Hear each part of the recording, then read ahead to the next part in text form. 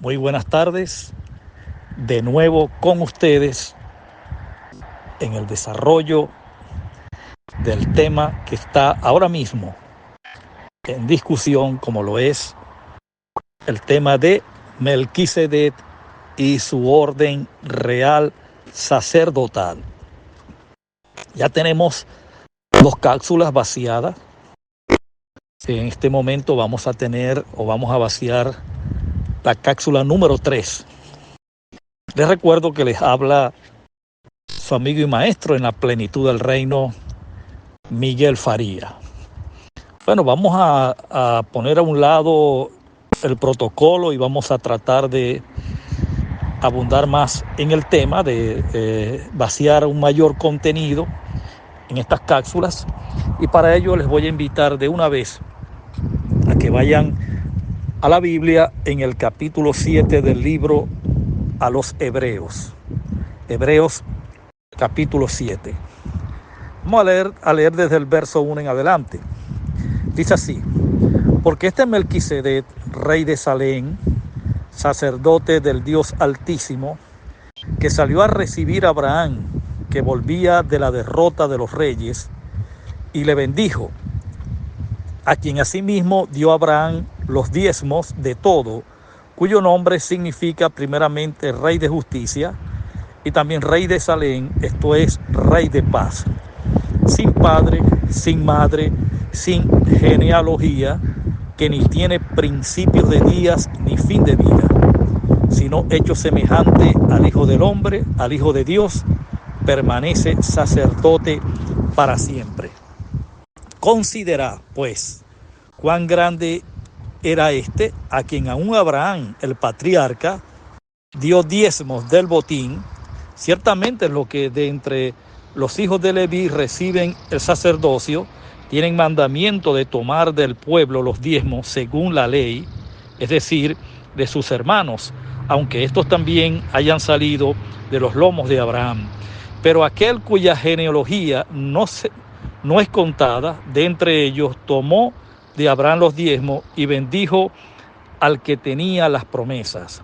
Y sin discusión alguna, el menor es bendecido por el mayor, y aquí ciertamente reciben los diezmos hombres mortales, pero allí uno de quien se da testimonio de que vive.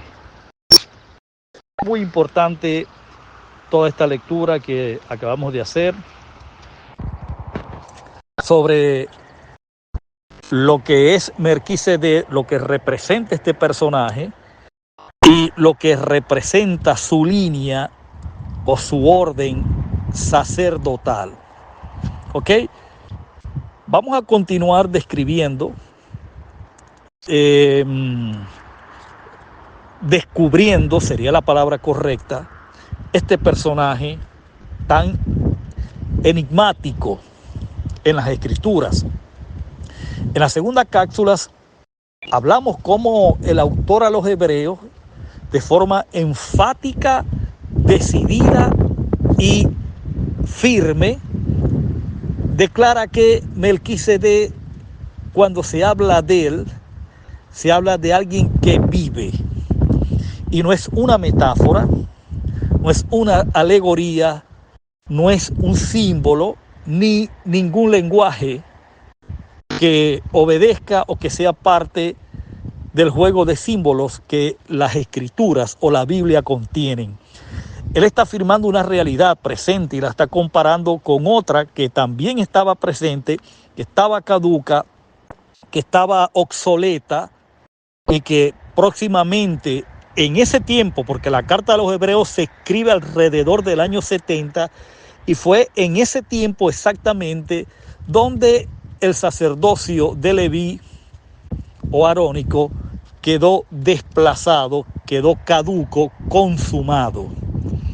Pues esto también hay que ponerlo claro, al igual que el mismo sacerdocio del orden de Melquisedec también quedó caduco, quedó consumado. ¿Por qué? Porque simple y llanamente se cumplió con la demanda de los pactos. Se cumplieron las demandas de los pactos, se cumplió con la demanda del sacrificio sustitutorio que, según la narrativa de Pablo y del autor a los Hebreos, tenía que ser un hombre, tenía que ser un ser humano nacido de mujer, y eso ocurrió. Segundo, ese ser humano y nacido de mujer no podía tener pecado, no podía estar contaminado por el pecado. Eso también se cumplió. Por ello, Jesucristo, que es quien asume el orden sacerdotal, la dimensión del sacerdocio de Melquisedec, lo asume porque él no conoció pecado. Cristo nunca pecó, por eso sustituye al hombre en la cruz. Y porque resucita en una vida indestructible, resucita como el Hijo de Dios, el unigénito del Padre, y en esa facultad del unigénito, él puede asumir y asumió en efecto ese orden sacerdotal, y de esta manera pudo redimir al hombre, pudo saldar la deuda mediante un solo sacrificio y para siempre, y de esta manera terminó el drama que se vivió durante el tiempo de todas las generaciones que estuvieron involucradas en la Biblia, desde Adán hasta el año 70 después de Cristo. Entonces, es bueno también recordar de que, aunque fue un sacerdocio extraordinario, estupendo y fascinante conocer esto, también hay que decir responsablemente de que su labor culminó, porque cuando ya no hay sacrificio que ofrecer por el pecado, cuando ya no hay pecado, es porque ya fue consumado, ya fue cumplido, ya se pagó la deuda, y simple y llanamente la función del sacerdote termina. Eso es muy importante entenderlo en esta parte pues del tema. Ahora bien, en la cápsula anterior hablábamos que la forma descriptiva que el autor de los Hebreos hace de Melquisedec es pues de que él vive, que está vivo para aquellos días. Y el énfasis es porque en su primera aparición o en su primer registro bíblico, vamos a aclarar esto, porque seguramente Melquisedec tuvo otras apariciones, serían pocas o mucho, pero estoy seguro de que fueron más de una.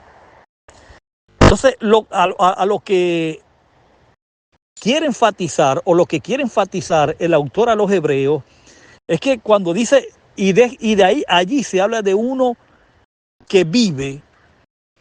Y si usted toma en cuenta, cuando Melquisedec se registró en la Biblia por primera vez, hasta el momento que el autor está reseñando de qué vive, como lo dije en la cápsula anterior, por lo menos tuvieron que haber transcurrido alrededor de 4.000 o 4.500 años.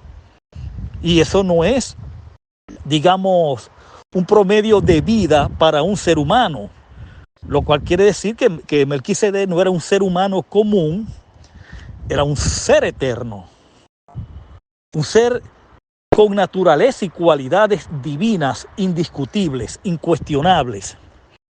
Ahora, aquí en el capítulo de Hebreo hay otra declaración que describe de una forma más amplia, o abre el compás y el espectro de la naturaleza y carácter de este individuo, porque te dice que es semejante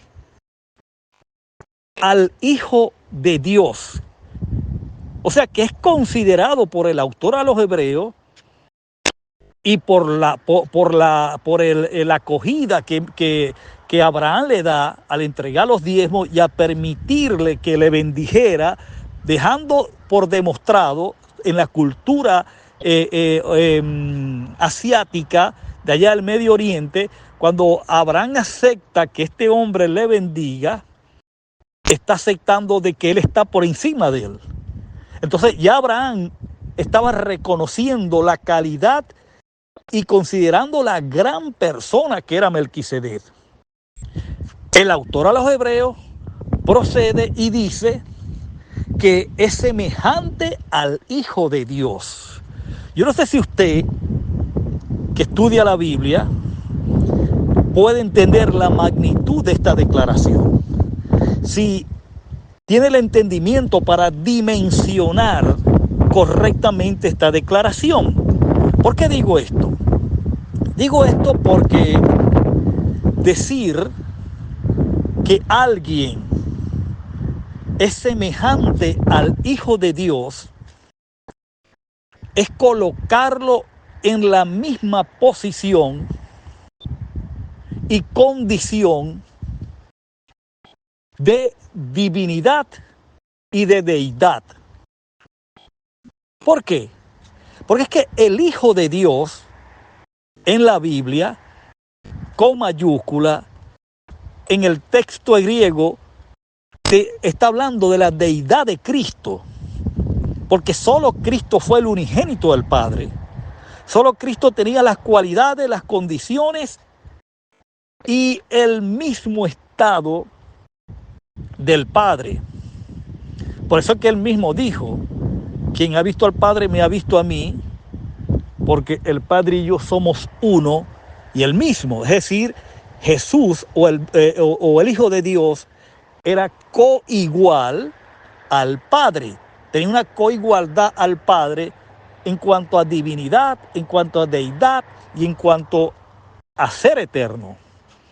Y esto es importante saberlo, claro que sí, porque a Melquisedec lo compara como semejante al Hijo de Dios, es decir, que le está dando igualmente cualidades ya no divinas solamente, ni eternas, sino cualidades de deidad, cualidades de ser parte de la deidad. Por supuesto que esto nos genera una pregunta, nos abre nuevas preguntas con respecto a este personaje. Entonces, ¿de quién estamos hablando? ¿Quién es Melquisedec?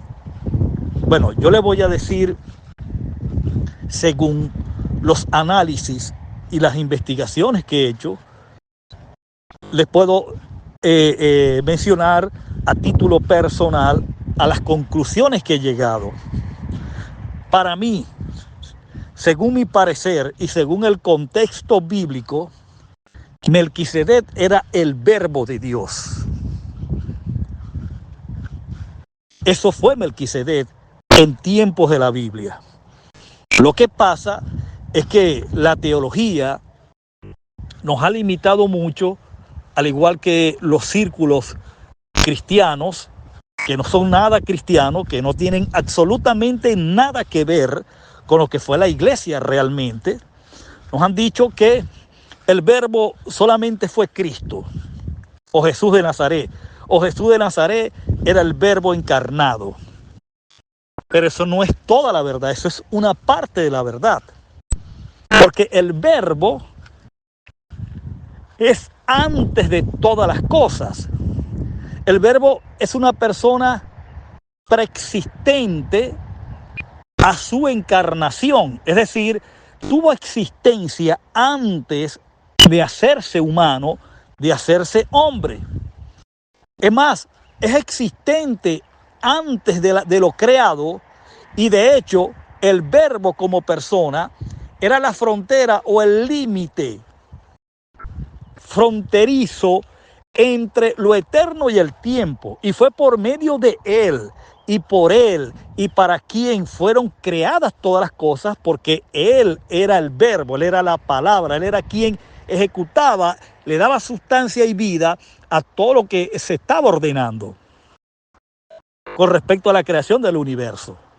Eso es lo que el contexto bíblico deja ver con muchas luces, a mucha luz lo deja ver. Entonces, ¿de qué estamos hablando? Que el verbo ya tenía una existencia y tenía operatividad antes de hacerse humano. Te pongo otro ejemplo. ¿Quién crees tú que fue aquel cuarto personaje que estaba en el horno juntamente con Sabrat, Mesat y Abednego. Que cuando el rey Nabucodonosor abre el horno para ver si estaban vivos aún y se da cuenta que estaban vivos los tres judíos, dice que vio uno cuarto semejante al Hijo del Dios viviente, y usa el lenguaje singular, semejante al Hijo. No dijo a uno de los hijos, dijo al Hijo del Dios viviente. ¿Y quién era ese Hijo del Dios viviente? Era el Verbo, con una manifestación distinta a la que tuvo en Jesús de Nazaret. Luego aparece Melquisedec, y bien lo dijo el autor a los Hebreos, que número uno, no tiene padre. Número dos, no tiene madre. Número tres, no tiene descendencia. ¿Quién? ¿Quién con esta característica puede ser considerado como un humano? Y mucho menos entrando en lo que es el desarrollo de un plan profético, salvífico, donde estaba involucrada todo el pueblo de Israel. Entonces es más extraño, suena más curioso darle esta característica a alguien que no es que simple y llanamente es humano. Nadie que siendo humano y que puede entrar en esta línea de lo que fue el desarrollo y cumplimiento del propósito de Dios sin tener una genealogía para saber de qué línea o de qué linaje vendría. No, se introduce a propósito. Es el Verbo de vida, es el Verbo de Dios quien se manifiesta como el sumo sacerdote Melquisedec, que Melquisedec simple y llanamente describe algo que Jesús y la iglesia, o Cristo y la iglesia, ejercitaron o ejercieron operativamente durante el primer siglo. Durante la misión de la iglesia en la tierra, ejerció el sacerdocio según el orden de Melquisedec. ¿Por qué? Porque el nombre Melquisedec describe rey y sacerdote. ¿Ok? Él era rey y sacerdote, es decir, dos naturalezas ministeriales conjuzgadas en una o fusionadas en una. Y su nombre, corrijo, describe rey de justicia y rey de paz. Ahora, ¿a quién describe la Biblia? Según Isaías, capítulo 9, si mal no recuerdo, que era el príncipe de paz y el príncipe de justicia, o el sol de justicia. También lo dijo la Biblia. ¿A quién describió con esas características la Biblia? A Cristo.